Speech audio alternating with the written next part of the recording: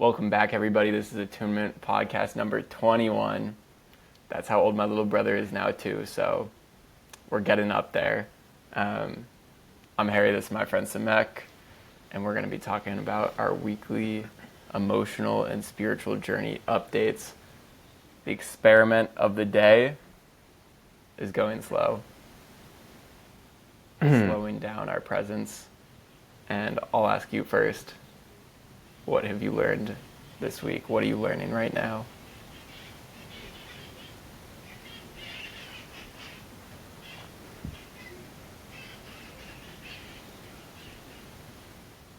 I feel like I'm still in it, so I don't know the learnings quite yet, is what I will say.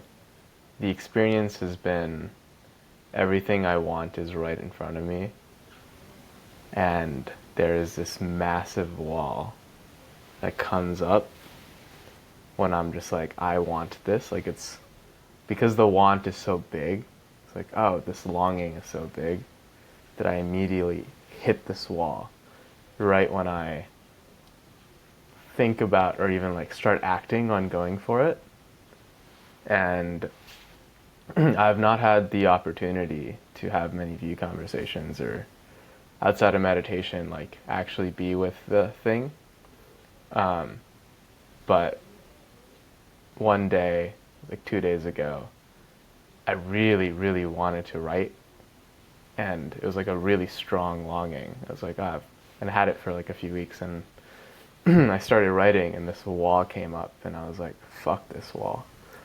So I went on another tab, and I like wrote all the emotions that was coming up as I was just being with the wall, and immediately it made me drowsy. And I kept writing, like, I feel so tired, I feel so tired, I feel so tired, oh my god, I feel so tired. And as I wrote that, I started getting like intense pleasure, but like the type of pleasure that makes me want to run away. So then I was like, oh my god, I feel so good, oh my god, I want to run away, I feel so good. And then it made me angry, and then it felt really painful. And I wrote, no, no, ow, ow, ow, ow, ow.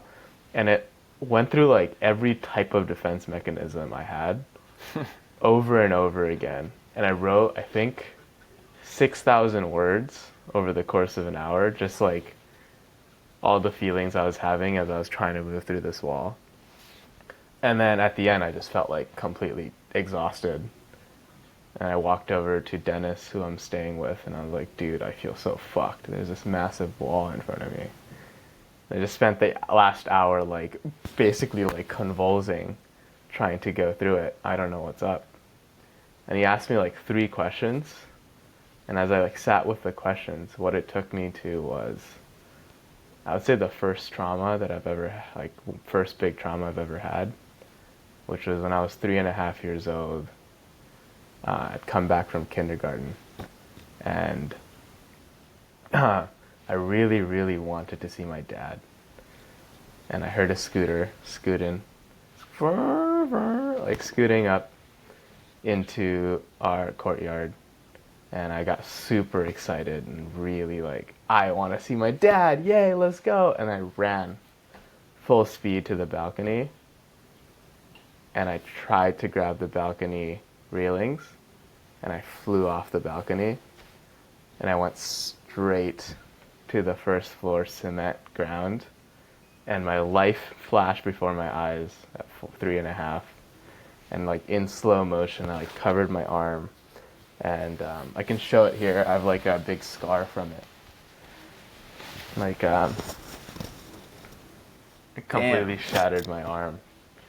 And I've shared that story so many times, but You felt like a full floor. yeah. Damn. I've shared that story a lot, but that was like Dennis was asking me. It's like, oh, what? Some very simple few questions, and I was just talking about it, and I was crying because I think he was asking like, what is this wall protecting, or something along the lines. Mm-hmm. And I was like, oh, there's a really strong wall, and this is like the most, like this is the densest, most like painful, not painful, like I guess like most powerful wall I've ever seen in my system ever. And he's like, what is that wall protecting? And I like sat there for like 5 minutes without saying a word. And then I started sharing that story, and I just started bawling. And then the wall came up again, like very strongly. And I was like, ah, fuck. It's like this intense fear of death and like all this sadness, and I don't know. A lot of things was there that I have not processed, and it looks like the wall comes on really strongly whenever I like really want something, and I'm running after it. So yeah, like that's what's coming up for me right now. And generally, like, I've tried a couple of approaches, like running into the wall and like trying to force my way through for even hours is not the way. It's really painful, and it's really cool as well because it shows up as every defense mechanism my body can muster, from anger to pain to sadness to like intense pleasure to like the feeling of running away to like every defense mechanism my body can muster. It's like coming to stop me from moving through the wall, and that was a cool experiment. And I thought it was I was like, wow, this wall is fucking up. Like this is not moving.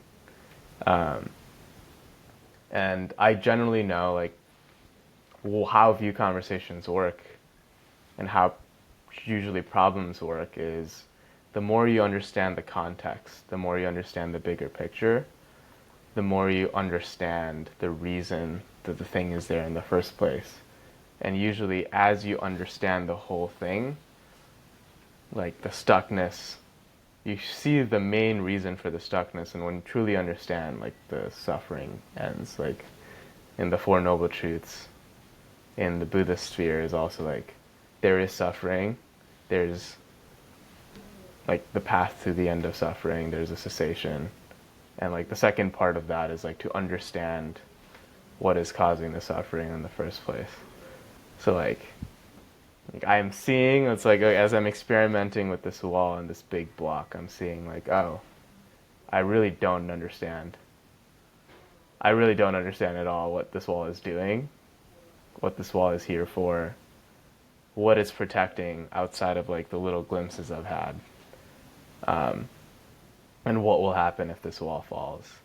And I haven't had the opportunity even to like actually sit with and be able to like explore the wall in like a view, like vulnerably and partially empathetically and in wonder, because I've been traveling a lot and I've been like always with people, and that's also okay. And I'm just like, okay, the wall is here for now, how much can I love it for being here, has been the current approach. And it's like, okay, I'm hoping as I'm learning to be with it, I'm able to be more impartial with it, and then the exploration, when I have the opportunity to, will present itself. I don't know if there's any like wisdom or insight, just like I'm going through shit right now. Heard. I appreciate that. And I'm being with the shit, and I don't know when I'll have the opportunity to explore this wall, because a friend of mine recently tore his Achilles, so I'm going to be hospice care for a while. So I don't know what the opportunities will be for there. So it's almost like I don't know, the universe is giving me this opportunity to not do emotional work and just be with the suffering.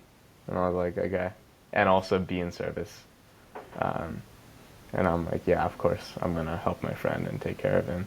So I'm currently in that space and sphere of things. What do you dislike about the wall? Generally, the feeling is like I can say like my dad is right there, or like the things I want is right there. Like it's right in front of me, and I could see it. I could hear it. I can hear my dad scooting down. I can hear the things that I want being like right across. And then it almost feels like the moment I go for it, I get hit by this like freeze response. that also causes all these emotional things the more I try to push past it. Yeah. And what part of that do you dislike? Just I don't want to freeze, and Oh, okay. I want to go for the things I want. Cool. That makes sense. Yeah.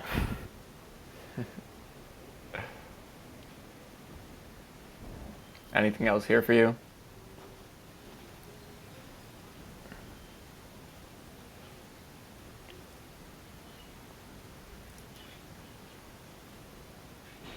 It feels really supportive to be with people, even if it's like,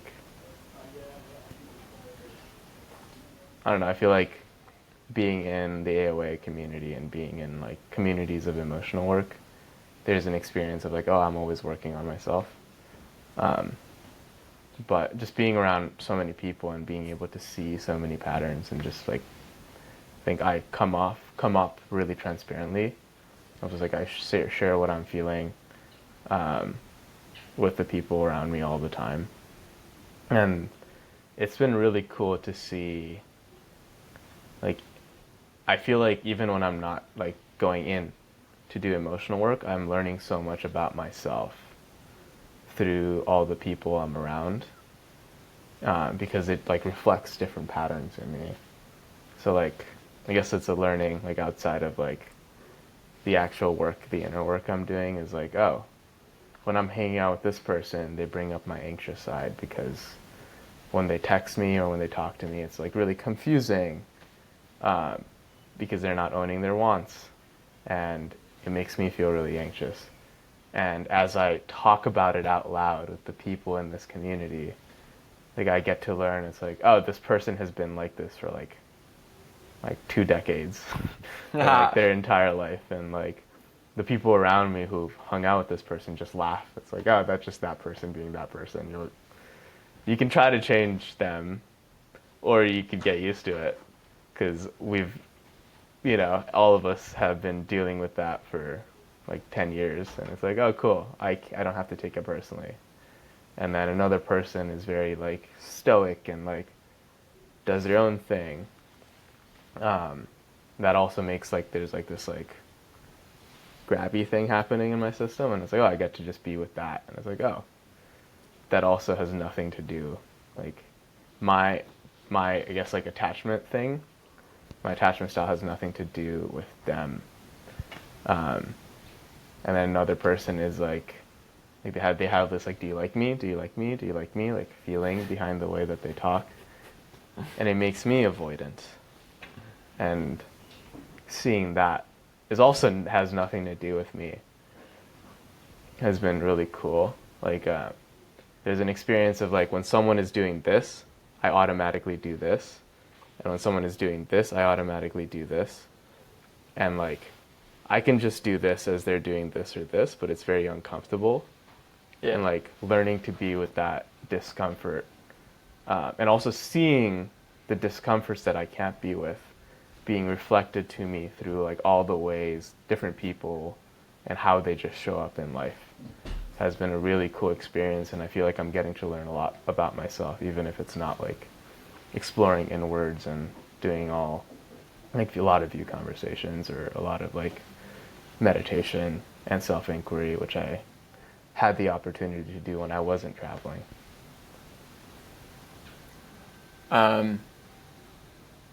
When someone's chasing you, what do you want to do? And when someone's being avoidant, or when someone's running away, what do you want to do? When someone's chasing me, I think like what I tend to do and what I want to do is like, oh, I'm right here. Like, you don't have to chase me. And then when someone's being avoidant, like what I want to do is, hey, can you be clear with your wants? And can you say no to me when you don't want to do something you don't want? And the thing is, I do both of those things. And when I do those things, when I ask for what I want, I think previously I thought like, oh, then I get what I want. But sometimes a person just doesn't want to change. So they're like, oh yeah, I'll do that. I'll say no and I'll do this, and I can see how that hurts. And then they just keep doing what they are doing because it's so such a habit, and it's like, oh, I could draw boundaries with them, but the experience I've had was like, oh, they just like start avoiding me, and it's like, oh, I don't want you to avoid me either, like it's like, but it's like, oh, I guess this person is now slightly like distant and avoidant because it's like, oh, I don't want this,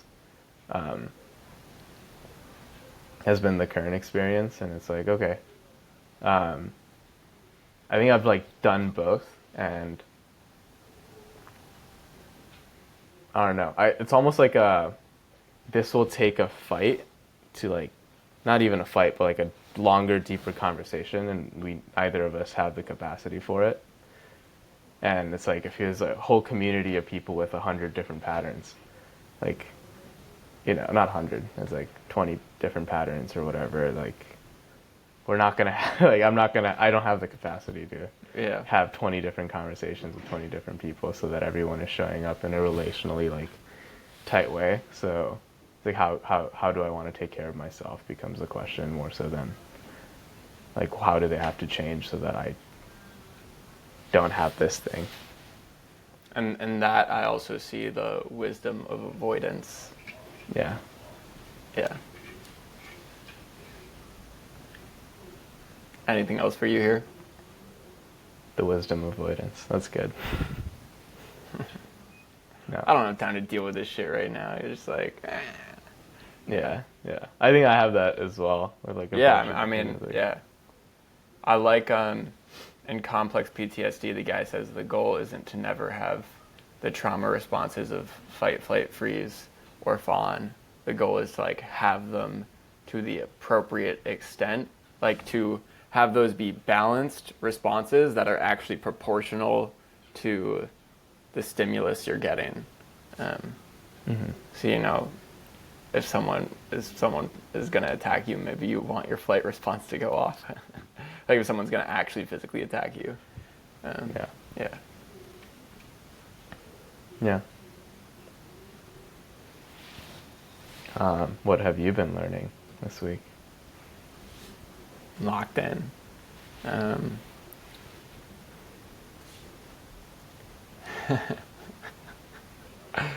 I've been learning that I'm a sweet man.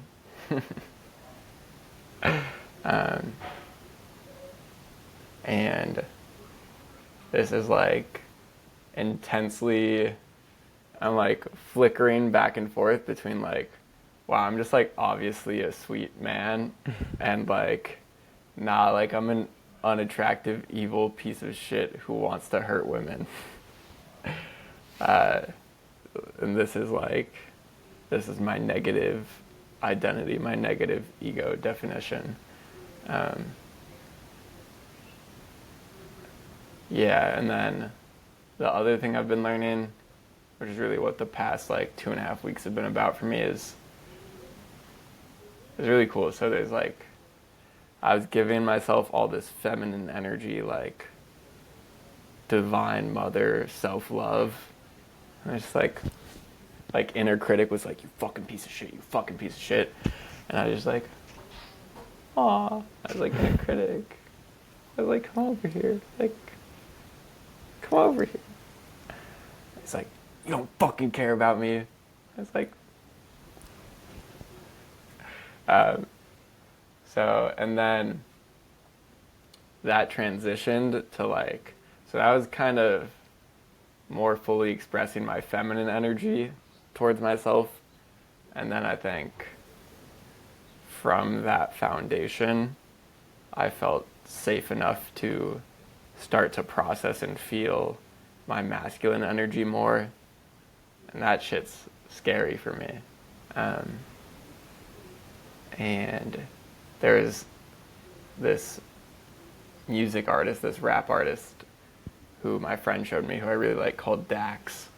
And he raps like super passionately and earnestly and angrily about the struggles of being a man. And 2 weeks ago, I was on that shit, and I wrote my own rap of that flavor, and that shit felt good. So there's like the anger part of it, but then I was just feeling like all this masculine energy and all this empowerment.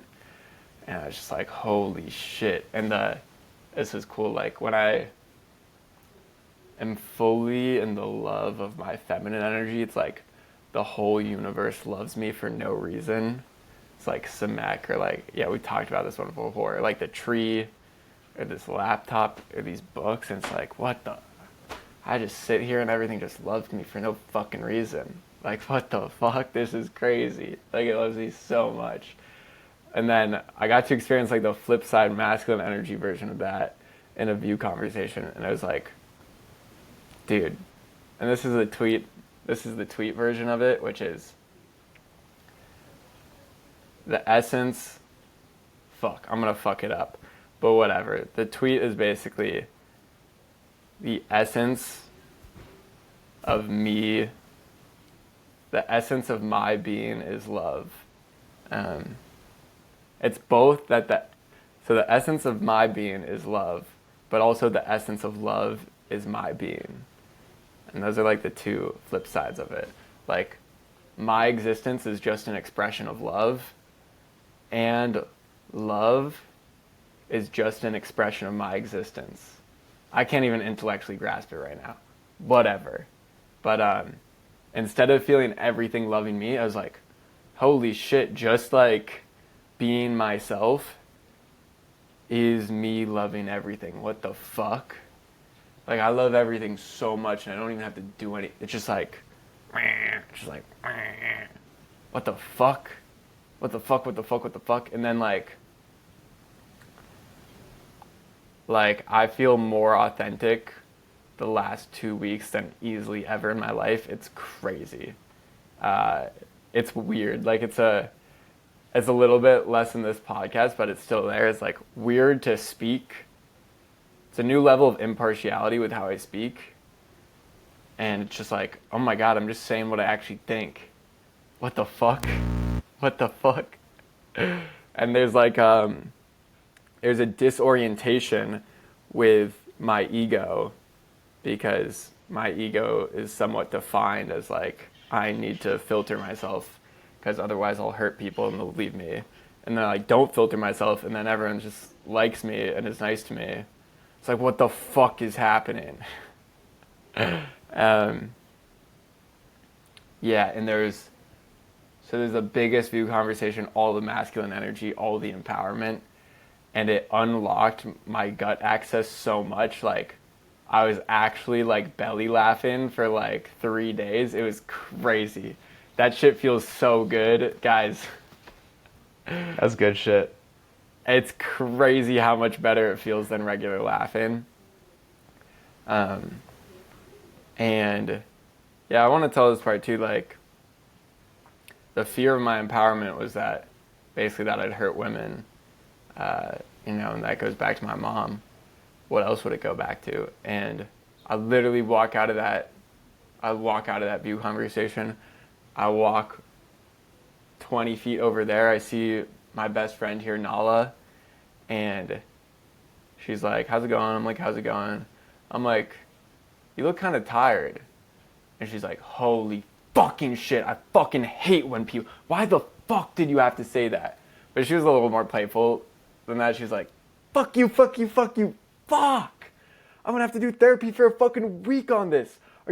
Why do people always fucking say this to me?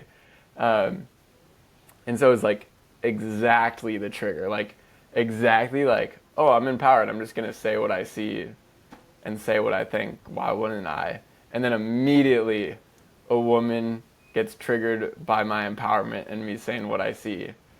And for just like 5 minutes, I was just like belly laughing. I was like, oh my God, like, I literally just said, you look tired. And you're like exploding. And she was like, I'd say like 95, 99%. Let's go 98% just being angry, and like 2% angry at me. And so it was pretty respectful, but still it was pretty triggering for me, because like that was the fear. But then literally like one day later, she leaves me a voice message and was like, thank you so much. Like, that's the most I've ever healed that trigger. And like, I appreciate you just like being your authentic self and staying with me. And like, I asked her a couple view questions, but then eventually I was like, okay, actually this is like too much for me. I'm going to leave. And she was like, basically thanked me for both parts of that. And then we just got to have like a really honest conversation about like the parts of that pattern in me and the parts of that patterns in her and the parts of those patterns in our society and culture in general. And it's just like, dude, like, it's kind of like the thing Joe Hudson says, which is like, he's like, yeah, you're going to fuck up your kids, but like, when I fuck up my kids and I realize that I did it, I apologize to them. And then it's just an even deeper opportunity for connection than if I never fucked them up. And so it's like the same thing with this. Like, if I'm in a community where when I trigger people through my empowerment, they get triggered as fuck and freak out, and then a day later, they're like, thank you. Like, let's fucking go. That rocks, dude. Oh my God, that's so sick. That's so sick. And so just like deep gratitude for getting to live here.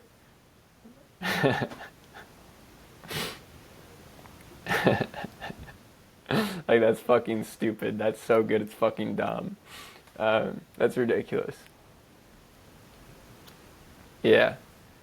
And then the other part of this, which is like kind of this place, is like kind of taking all that I was just saying and bringing it to like maybe the thing that's most triggering for me, which is like flirting with women and dating, and like pursuing women and romance and sexuality. And where am I going here? Oh yeah, there's like I said earlier, there's like the negative ego definition of like, I'm unattractive and hurt women on purpose, versus like when I see myself clearly, it's like, damn, I'm like a very sweet, attuned man who's attracted to women and wants to fuck them.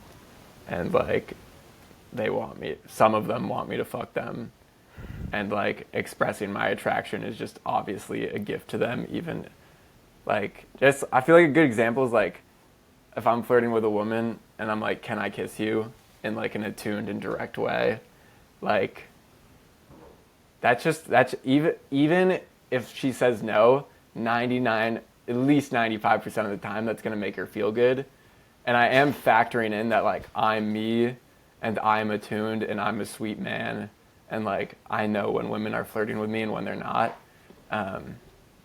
But I know all that shit and I am all that shit. So like, that's just a fucking gift. And it kind of annoys me that I still get in my head about that wouldn't be a gift. But yeah, that's kind of like the new edge. So we're gonna try out the dating apps again. We'll see what happens. We're flirting with girls at Earth Dance. We'll see what happens. But yeah, so that one's coming back to just like the seeing my natural, authentic beauty. And it's just like, damn, dude, if I could get out of my own way, it'd be game over. You had something. What's up? One thing I wanted to interject with is like, I really enjoyed when you said like the essence of my being is love. And I forgot this happened. It was like last week. I was having a view conversation. One a week. I wish I got more. And I don't know if I shared this in the last podcast or not, so that's why I didn't bring it up when you asked me what I was learning. But it was around working. And it was like my desire to work, and I want to work, and I want to work. Like there was like that strong thing. And I was going back and forth in the view conversation. And eventually something popped up in me, which was like, who am I without money? Ooh, let's go. And then the who am I question is like, oh, you keep asking it till you get to your essence. But the question is really broad. Like, it's not like It's targeting all the identities you ever have. But who am I without money only targeted the identities associated with money. And what happened was at the beginning, I was like, who am I without money?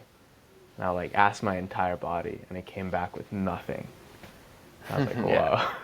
And I was like, who am I without money? And it came back with helplessness and fear. And I asked it again, who am I without money? And it came back with a scared little boy who doesn't know, like, it doesn't know how to protect the things he cares about. And I was like, whoa. And I asked again, who am I without money? And it came back with a scared little boy who really wants to protect the things he cares about. And I was like, oh. And I asked it again, who am I without money? And it came back with a little boy who really cares a lot, who wants to protect the things he cares about. And I asked it again, who am I without money? And it came back with a little boy who loves a lot. And I asked again, who am I without money? And it came back with a little boy. Not even a little boy, it just came back with love. Mm. And I asked again, and it just came back with love. And then I was like, oh, I don't have any more identities around this thing. Like, not anymore, but probably more. But it's like, it felt very, like, easy for me to say love. Love. Yeah. Love. And I was like, this is insane. Like, all this protective thing is preventing me from, like, all the protection is preventing me from my essence, which is love. And after that, another thing happened, which was, I was thinking about my job at Meta, and like, I hate this thing, I'm gonna leave, blah, blah, blah, right? Like, I think I said that 2 podcasts ago. But I was sitting with working, like, wanting to work, and then what came up was, like, this job is just loving me. Like, I show up, I, like, write lines of code, they feed me, I make friends, I have, like, I make money, I'm in this beautiful environment. I was like, this job was just loving me.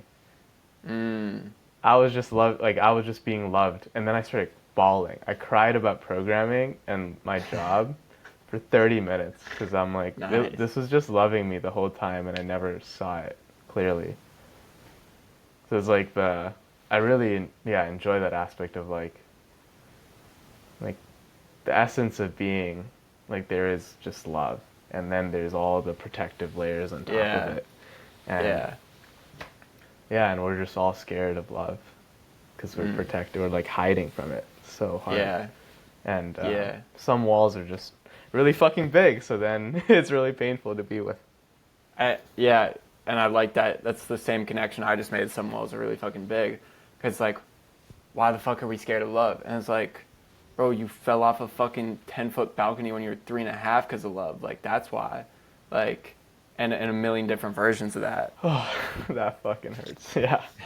See, that's why we're fucking scared of love, because that fucking hurts. Yeah. Yeah. Yeah.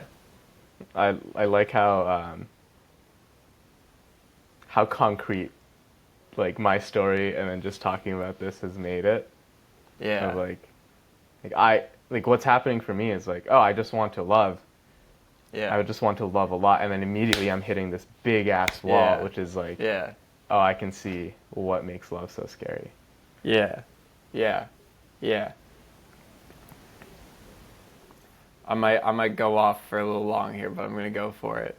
And feel free to interrupt with questions or thoughts or whatever. So, everything I just said and you just added, and then when I express my love, when I just be myself, I get the guilt, sometimes shame, but these days guilt, backlash, you can say vulnerability hangover, and I feel that right now. And when we first started recording the podcast, it was such a gift because we would record the podcast, and I think you had this experience too, and then I would feel all this shame and be like, did I make any fucking sense? Like, what did I even fucking say? And then the podcast downloads, and like 3 hours later, I can watch it. And I watch it back, and I'm like, oh, I'm just a sweet, intelligent man, like talking to one of his best friends, and they're just having like this amazing, vulnerable conversation with like really deep connection and wisdom. like what? Like, and so that constant like updating of my self identity and how I see myself, and that getting faster and faster, so that like I can feel it and speak about it right now.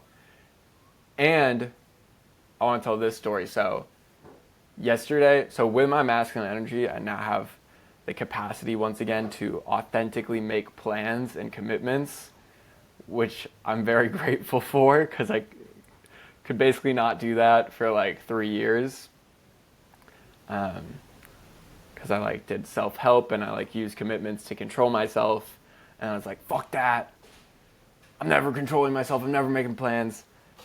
Internal passive aggression. Blah, blah, blah.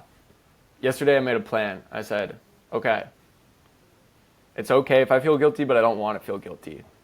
What does success mean today? How can I be in integrity with my job? How can I be in integrity with myself? What do I need to do today so that there's literally no reason I think I should feel guilty? And so that I know at the end of the day, if I do feel guilty, it's just fucking historical bullshit and conditioning. Like, none of me believes I should be guilty. And so I like wrote down like, okay, if I do these 3 things today, I'm in integrity with myself. I do all of them, and then at the end of the day, I feel so fucking guilty. And I'm like journaling with AI, and I'm like, what the fuck? I'm like, there's literally no reason I think I should feel guilty. But it was really, I literally wrote in the note, because I knew I thought I might feel guilty. I literally wrote in the note, I, Harry Tossig, approve this message. I signed this at this date. And if I do these 3 things, there's literally no reason I think I should be guilty at the end of the day. Feel so guilty. But that gave me like the intellectual space to work through it. Because it's like, okay, I feel really fucking guilty, but there's literally no reason I think I should be guilty. What's going on? So I got to explore that and like process that. And it's like, okay, under the guilt, there's fear. And then like, I actually could feel that fear a little bit more, which like released some of the guilt. So that was really cool. And it's just interesting how when I be myself, even now, I feel all this guilt. And I'm like, surely I'm doing something wrong. And then I like check and I'm like, I literally don't think I'm doing anything wrong. And I'm like, and why do I feel guilty? And I guess my current answer is like, it's a conditioning to avoid feeling fear. And it's like, I can feel the fear. And it's like, how can I enjoy the fear? And it's like, oh yeah, there's like an aliveness. There's an aliveness to the fear. So I think that's another edge, is like enjoying fear and feeling the aliveness in the fear and feeling like, yeah, I saw like, I think especially when I was 16 getting into self-help. Yeah. So the fear is, am I doing enough? But the guilt can take away the doubt, and I can just say, I'm not doing enough. I'm not good enough. And there's like a smothering to that. There's like some way in which that's more comfortable to just decide I'm not good enough, instead of being like, am I good enough? Yeah, and I can feel that right now. So I'm taking it down a level. Go off. Yeah, I've also noticed the same thing, which is the shame is there as another wall. It's like a protective thing, because the like, am I good enough? There's like this longing, this wanting, this love in it that is another thing that's like really scary. Yeah.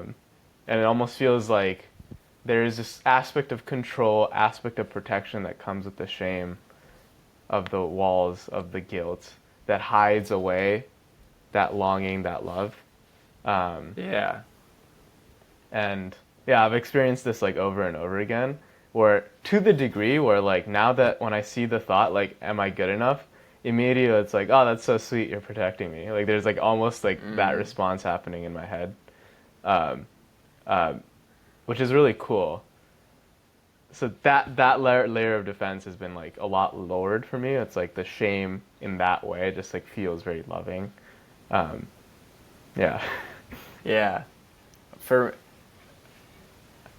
I'm not sure, but it sounds like maybe you're like one step further along this one than me, because where I'm at is like, I don't know, but what it is for me right now is like, I'm not good enough, which is like, she's just gonna reject me, like there's no point in asking, versus like, is she good? Like, am I good enough? Like, is she gonna reject me? Like, I don't fucking know. And there's like fear and excitement in that. Yeah, there's fear and excitement in that. But it's just fucking alive. It's just like real. I get it, but I also don't. It's so cool to me how, because the worst outcome of am I good enough is I'm not good enough. But somehow like I'm not good enough feels less scary than am I good enough. And that's just really interesting to me. But on the emotional level, and maybe nervous system level, but on the emotional level that would translate to like, so I'm not good enough would be guilt or shame, and then am I good enough is fear. There is a way in which like fear is more intense than shame. Like fear is somehow scarier than shame.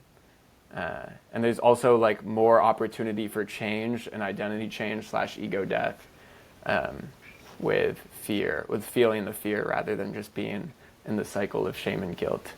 Yeah. Bang.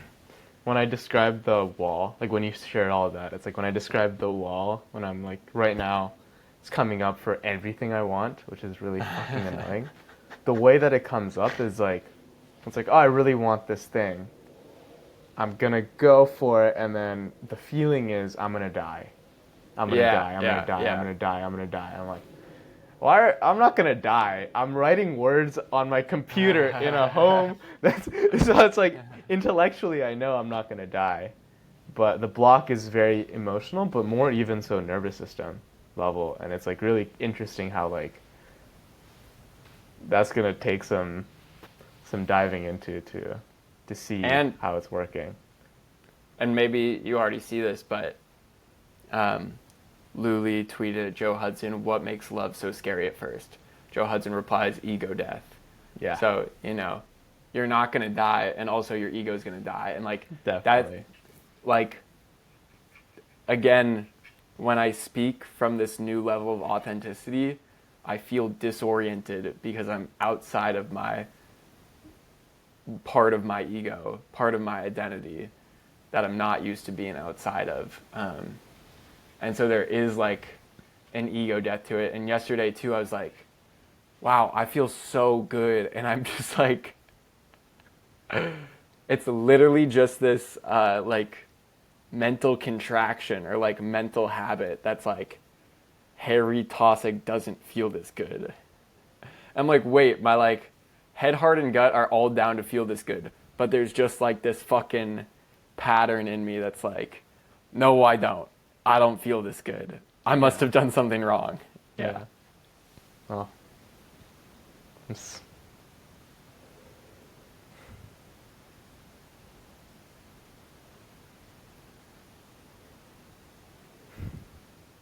I find it really cool how like there's some ways where like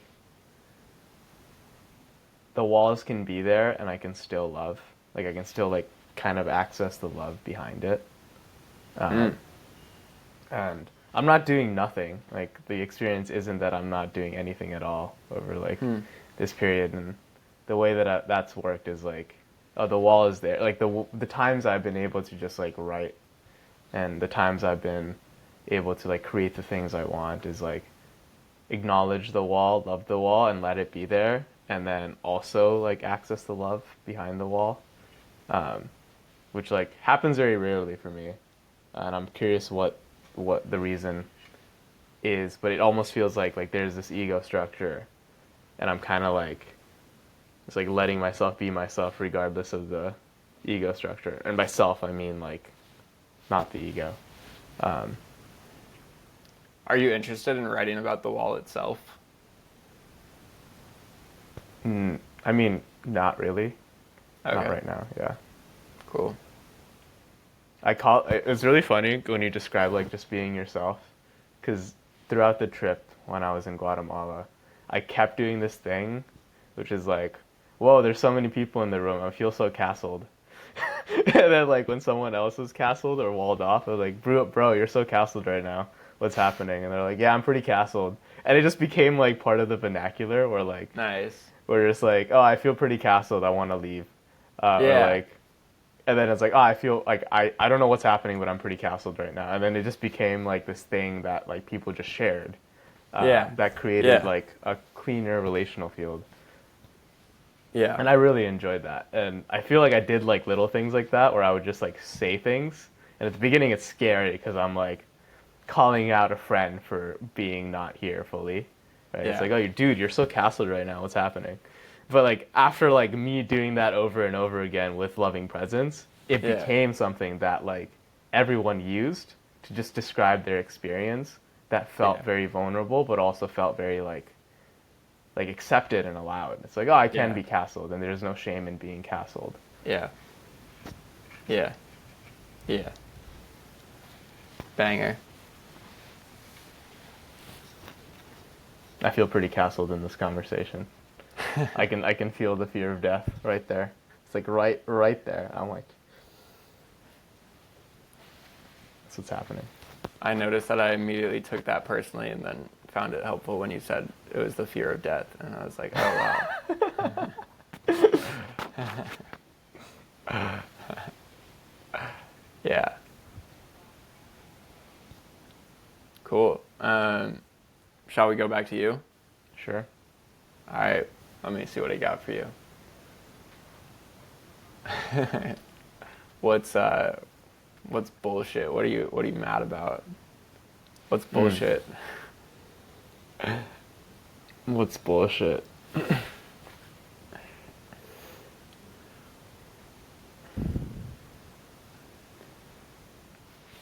I feel like it goes like it's my bullshit and it's other people's bullshit. It's like the taking things personally thing. Like I get so mad at people for being like they're fucked up as in like pointy triggering self, and I'm like, Yeah. damn, it's so fucking annoying. And then like and I'm like, the more I like take it non-personally, I'm just like, oh shit, it has nothing to do with me.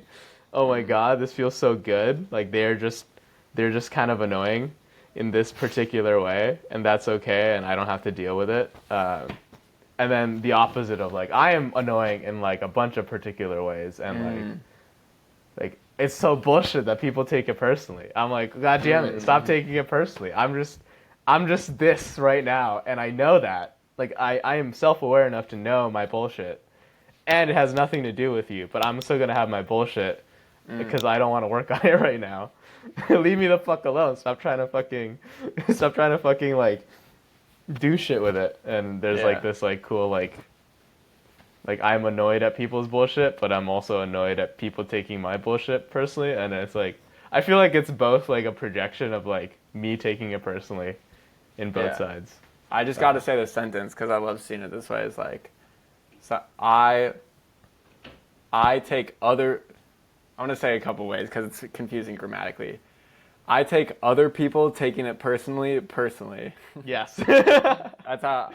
That's the bullshit, that easy right enough now? to parse? Yes. But yeah, that's all right. Cool. Yeah. And I do. When other people take it personally, I'm like, you stupid fucking piece of shit. What are you fucking doing? Which is like obviously me taking it personally. Yeah. It's so good. That's one thing I'm mad about. Another thing I'm mad about is this fucking wall, dude. The stupid fucking wall. Bro, everything is right here, like right in front of me, and I'm just like, why is this wall here? True. It's so annoying. Because I'm like, oh, what do I want? I want to start my coaching business. I want to start like a coaching support group. I want to start a men's circle. I want to create content. I want to make videos. I want to like have my platform to sell the things that I want to sell. I want to make money. I want to get a girlfriend. I want someone who's attuned to me and like loves me for who I am and that I love. And it's like all of these things, like when I'm like thinking about it, like strategically, it's like, how do I get these things? Like for all the other things, I'm like, oh, cool. I already made a coaching support group. Let me just copy that over, change the purpose, change the, what is it? The 7-week or 8-week thing that I made to have the exercises that I want based on the experiments that I ran during the thing. How do I create a men's circle? Same thing. It's right there. How do I start I have like 8 references and people are reaching out to like do coaching with me. I just haven't reached back out or made my website or like made it available. And I'm like, it's right there. All 4 of those things are right there in front of me. And I'm just like, I'm gonna die, I'm gonna die, I'm gonna die. And I'm like, what the fuck is happening? It's so annoying. And how do I get a girlfriend? It's like very clear, like as I'm interacting with all the girls in the trip, and I'm just like, oh, if I just go on like, it's very easy to like ask a girl out, go on a date, and then be in their presence to tell what I like about it and what I don't like about it, and then update my model, and then keep doing that until I find someone who fits. And it's like, not take the rejection personally, and then also reject people who I don't like, and also like talk to a lot of people and like see the patterns it creates. Like I was talking, there's like 4 or 5 people, girls in this trip, all in relationships. But like I talked with them a lot, and I was like, oh, this person makes me really anxious. I chase them. Oh, this person makes me really avoidant. This person makes me really feel safe and heard and seen. And I was like, oh, cool. I can just have that? I don't have to do anything? I can just have that? No, you can't. You gotta watch I don't have to like go. Nope. I don't have to go chase the girl who's like being like kind of avoidant. What you the need fuck? You need to read Models by Mark Manson and do what he says. You can't be yourself. Doesn't work. I can't be myself, guys. I can't be myself. But like, it's all like right there. Like I'm realizing like, you know, like past me like a year and a half ago or 2 years ago, wrote like a goals doc with like all the things I wanted. Yeah. Right, and it was like so clear. And then by like the end of the year, I already had all the things I wanted in that goals doc. And I was like, when my wants are super clear, yeah, the universe conspires to give it to me. And maybe also, being a human being, you're one of the most intelligent things that's ever existed. And when your system can coherently see what it wants, it can naturally self-organize to get that thing with all of its energy. I've told this one on the podcast before, but I really like this example of getting back together with my ex-girlfriend, where like ego didn't want to do it, but my whole body wanted to do it, and it just did all the perfect moves. Did this like really complex and scary, terrifying process with like no forethought and like expert execution, because my system self-organized, and it was like, we're getting back together with our ex-girlfriend. That is what's happening. I was like, wow, if I could have that level of commitment and self-organization to anything, I see how I would get it with essentially certainty, in some form, extremely efficiently. Yeah. That was the exact same thing. It was like the experience is like all my wants are. The reason I say like all my wants are right there and I can hear it is like the moment I think about my wants, I know exactly like all the things that needs to be done to get there, and it feels very like I just need to go run to get them, and then the wall comes up. Like there's been the experience. Yeah. And it's so fucking angry. I want to toss in one of the newer Art of Accomplishment videos about stress. There's an experiment I really liked, which was, healthy stress, unhealthy stress. Feel a time you felt stressed and it felt like absolute shit. And I was anxious about some work thing, and I was like, I feel so guilty and constricted. And then it's like, feel a time you felt stress and it felt fucking great. And what came to mind for me was playing basketball. And I was like, oh yeah, fuck yeah. Like, I'm scared I'm gonna lose. I'm scared I'm gonna make the wrong move. I'm scared I'm gonna miss this shot. I'm scared this person's gonna torch me.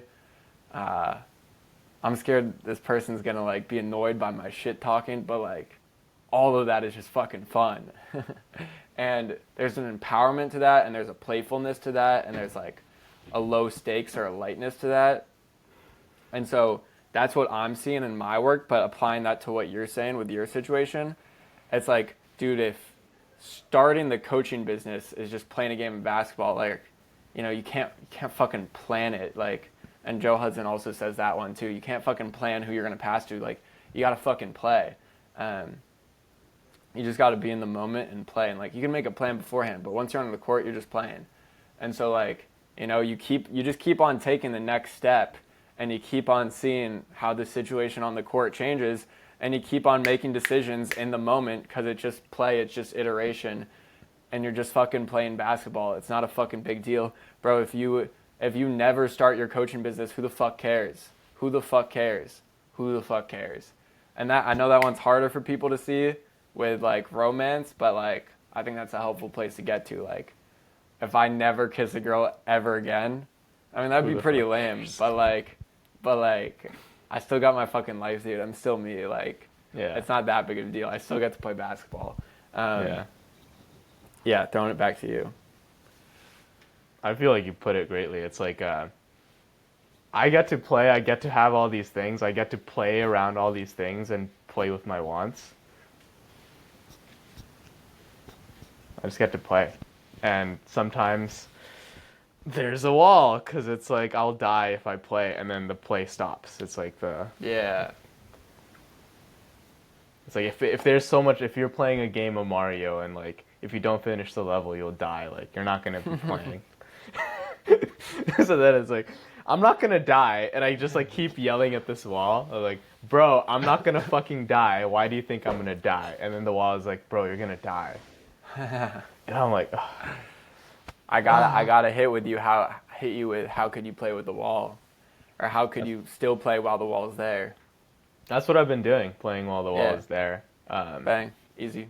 But I got to learn how to play with the wall. That's a step I've not done. If you want to. If I want to, yeah. What else is happening? And that's it. I'll just throw it back to you before we end. What do I want to ask?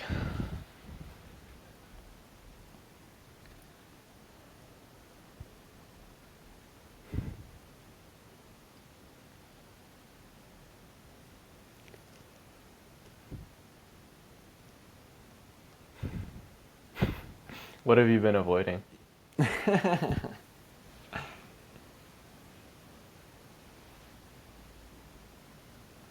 just gonna feel that.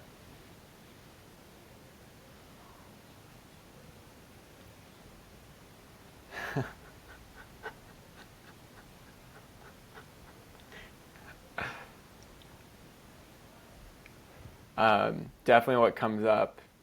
I'm slightly insecure about this.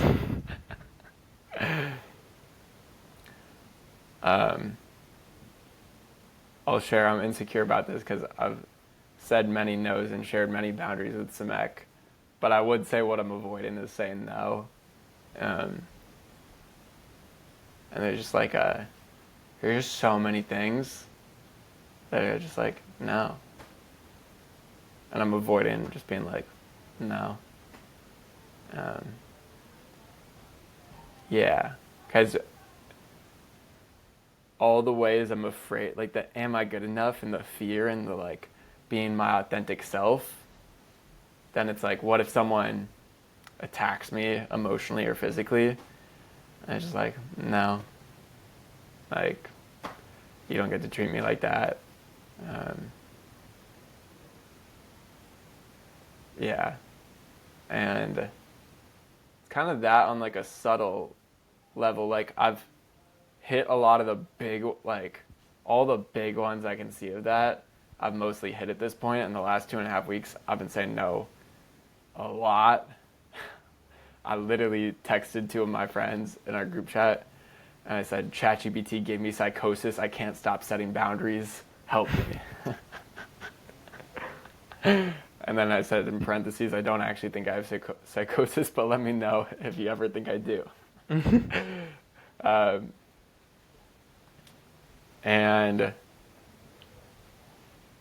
But there's like a more subtle level, which you could say like me responding to my own guilt, but also just like not avoiding saying what I want to say to someone. Like, and I did a great job last night. I was talking with this really cool guy and this girl, and the girl lives here with me, and I was like, it feels like you've lived here longer than me, even though you haven't. And she's like, oh, what do you think?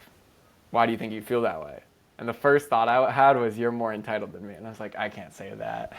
I was like, okay, what happens if I say? I was like, yeah, I think it's because you seem more entitled than me.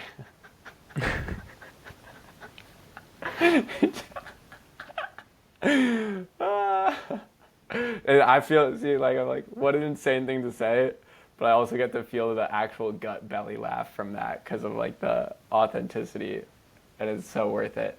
And I saw the fucking pain on her face, dude, and she didn't take it too personally, or at the very least, she didn't like attack me at all for it. Like, she didn't blame me at all for saying that. But still, to even just see the pain on her face, that's fucking scary for me, dude. And so I think as I build more confidence and just like, if someone was to attack me in that situation or situations like that, me just being like, nah, man, like, I'm not going to let you gaslight me into believing I'm a piece of shit. There's no way it's going to happen. And if you keep trying, like, I'm going to leave. If you keep trying, like, I'm down to be with you, if you keep doing this, I'm going to leave. That's so fucking, that one really gets my solar plexus like, oh, maybe I should be insecure about whether I'm a piece of shit. Yeah, so, yeah. Like the things that come up for me when you share that is, I think I shared this with you like a couple weeks ago. It's like I did a coaching call with someone because I was having a hard time saying no, and the question they asked me is how much pleasure can you take in hurting someone with your nose? Oh. Or like how much pleasure can you take in owning your truth, or like how much pleasure can you take in saying no to someone and being yourself in that? And then I was like, fuck, that's hard. And then, Dude, I gotta... Wait, sorry, did you have more? I lost it. And then, Okay. but like that, for that bit, it was like, and then like, and after that, it was like, that was when I said no to Harry for when he was asking me to help him create his men's circle. I was like, no, I don't want to do this with you, Harry.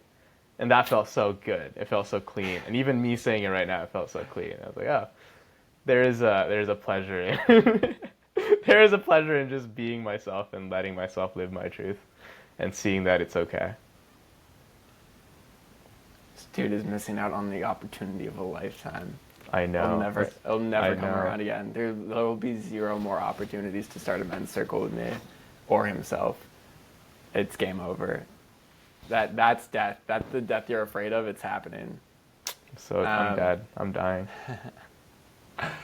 What fucking was it, dude? Fucking. What were you just saying? You're just saying, oh, how much pleasure can you take in hurting someone else with your no?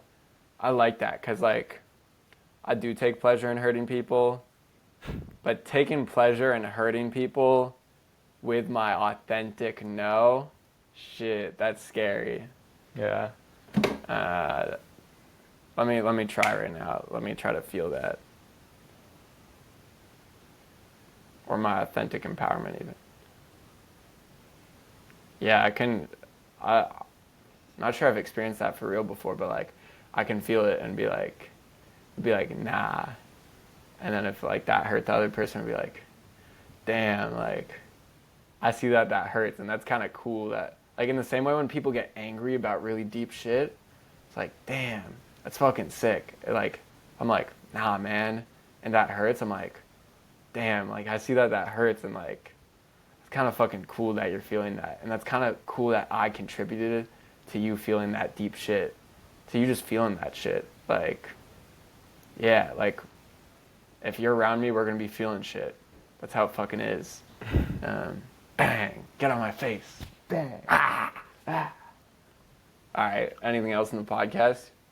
Yeah, one thing that happened, which is really cool, is like, I noticed like someone who had a hard time saying no, like would like ask me for something that they were really excited about, and then I would get excited about it, and then they would not want to do it anymore, but they wouldn't say no.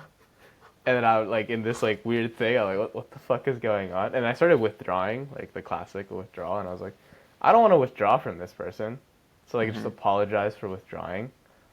And I was, like, looking at them, and I just started crying. I was like, wow, Nice. It really hurt. It, like, really hurt. It really hurt to not only withdraw, but it really hurts that you did that. And I'm not blaming you for it. I'm just, like, feeling it. And then I was like, oh, I'm sorry for withdrawing from you when you did this. Yeah. And that felt so healing. And I was like, yeah. I love being, when I have the capacity for it, I love feeling my hurt. Yeah, dude. So then that also makes it easier for me to be like, oh, how much pleasure can I take in the no?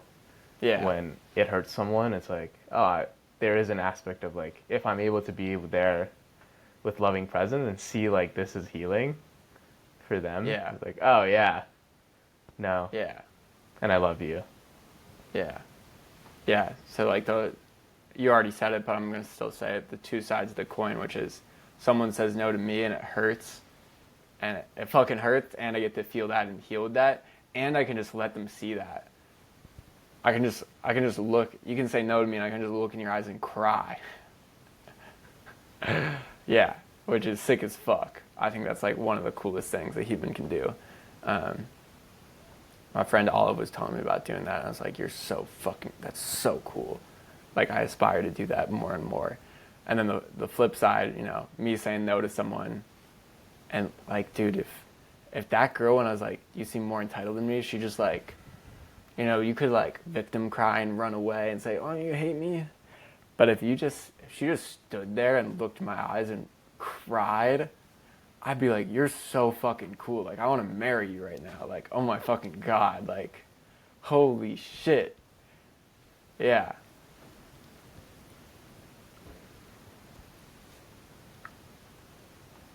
I'm grateful for when I have the courage to cry with people's nose. And I am so proud of myself for crying when the person didn't say no but meant no, and I'm like, I'm just going to take this as a no and feel the pain of that. Dang. And I'm grateful to you for the maybe later pattern, because I saw it very clearly. There, I was like, oh, there's a maybe later thing happening. I'm just going to take it as a no and cry about it. I said maybe later to you, or you said it to me? I said it to you. Okay. But we were in it, and it was so painful that because there was like a clarity because we were in it that has allowed me to see it more clearly every time it happens now. So that was like also crying about your own no. Yeah. And for me, that ties into things because I noticed, especially last week and 2 weeks ago, I said no to so many people, and I felt rejected because no matter who's saying no, no is acknowledging the separation between us, acknowledging the distance between us, and that shit fucking hurts, and there's a lot of grief in that. So yeah, I noticed that when I say no, there's like just as much, if honestly in my experience, maybe more grief and feelings of rejection and like abandonment and separation, and when other people say no to me. Because my own no is like, it's more certainly authentic. I have more clarity that it's authentic. And like, I was flirting with this girl yesterday, and I was like, fuck, I don't, like, my ego wants me to ask to kiss you right now. That's what I'm supposed to do. But I actually don't fucking want to. Like, fuck. Like,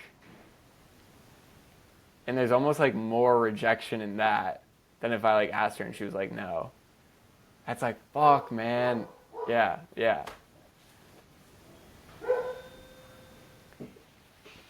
Bang. Boom. Take us out. Thanks everyone for watching the 21st episode. 21st fucking episode of the We can drink Attunement alcohol. Podcast. We'll continue doing this for as long as we enjoy it. That is our promise to you. That is our promise to you. There's no reason to feel guilty or ashamed, everyone, but it's also okay if you do. We got you. We love you. Thanks for listening. See you later. Bang.